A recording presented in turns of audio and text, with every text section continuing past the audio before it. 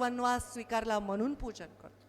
आपल्या शब्द पाळण्यासाठी पांडवांनी सुद्धा वनवास स्वीकारला म्हणून धर्मस्थापनेसाठी लढाई लढले म्हणून स्मरण करतो.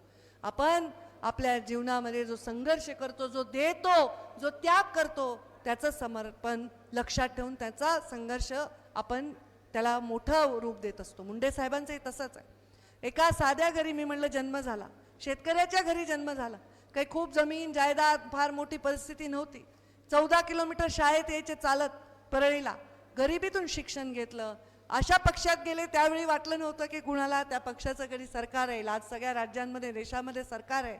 पण त्यावेळी यांनी रक्त आटवलं, खस्ता खाल्ल्या, रात्रीचा दिवस करून काम केलं.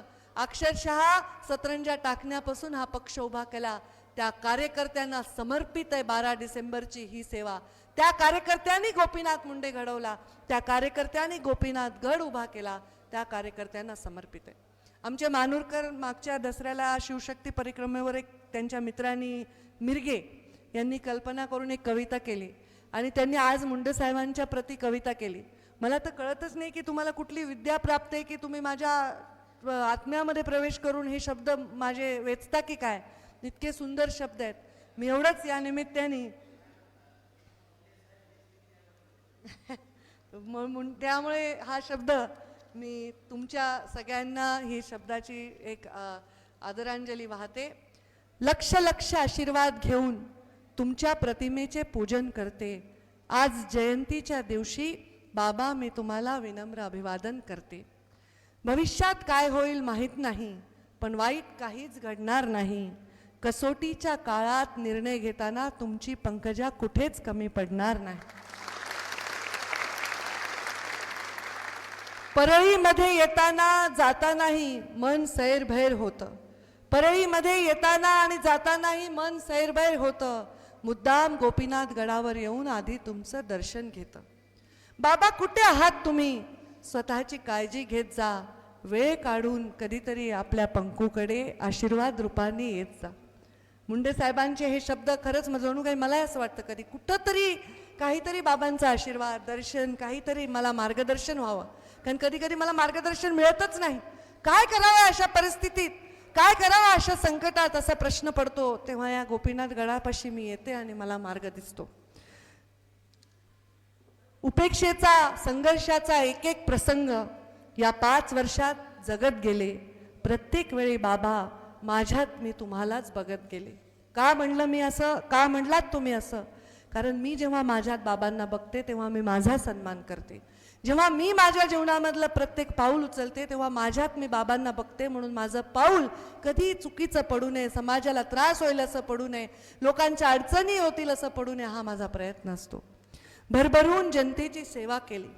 5 वर्ष जनतेची भरभरून सेवा केली. मागे पाहून कधी दमले नाही. पोटात एक आणि ओठात एक बाबा मला कधी जमलं नाही. हे माझे वाक्य नाहीत, हे माझ्यासाठी मिरगेंनी मानूरकरांनी लिहिलेले हे शब्द आहेत. पोटात एक आणि ओठात एक कधी जमलंच नाही. मला लोक नेहमी सांगतात ताई शब्द देऊन टाकावं, शब्द कुठे पाळायचे असतात का? पण शब्द हे खूप महत्त्वाचे असतात, हे खूप मोलाचे असतात. मला वाटतं कोणत्याही संपत्तीपेक्षा ते मोठे पवित्र असतात. माझा एक इमेज आहे की पंकजा मुंडे खोटं सांगत नाहीत. त्यांनी दिला असेल तर शब्द त्या पाळतात आणि हे माझ्या वडिलांचे संस्कार आहेत.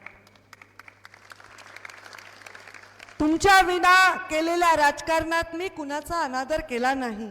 दारात आलेला गोपीनाथ भक्त रिकाम्या हाताने कधी गेला नाही.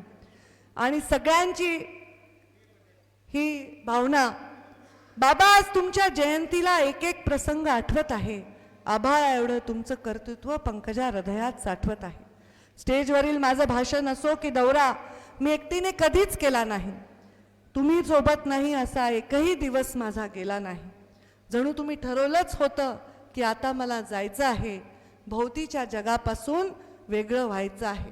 सगळ्यांची माया तोडून असे अचानक निघून गेलात. सत्ता असो किंवा नसो, पण तुम्ही राजासारखं जगून गेलात. तुम्ही राजासारखं जगून गेला. या राजाला खरं कविता खूप मोठी आहे, तेवढे म्हणणार नाही, पण या राजाच्या चरणी आपण सर्व नतमस्तक होऊ. तो राजा महाल घेऊन जन्मला नाही.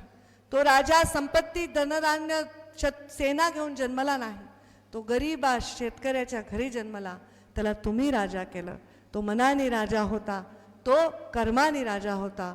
त्या राजाच्या पोटी माझा जन्म झाला आहे. माझं मोठं भाग्य आहे. आज मी मुंडे साहेबांच्या साक्षीने तुम्हाला शब्द देते, माझ्या जीवनात माझं काय होईल मला माहीत नाही, पण तुमच्या बाबतीत माझ्याकडून कधीही चुकणार नाही. मी थकणार नाही, मी रुकणार नाही. मी कुणासमोर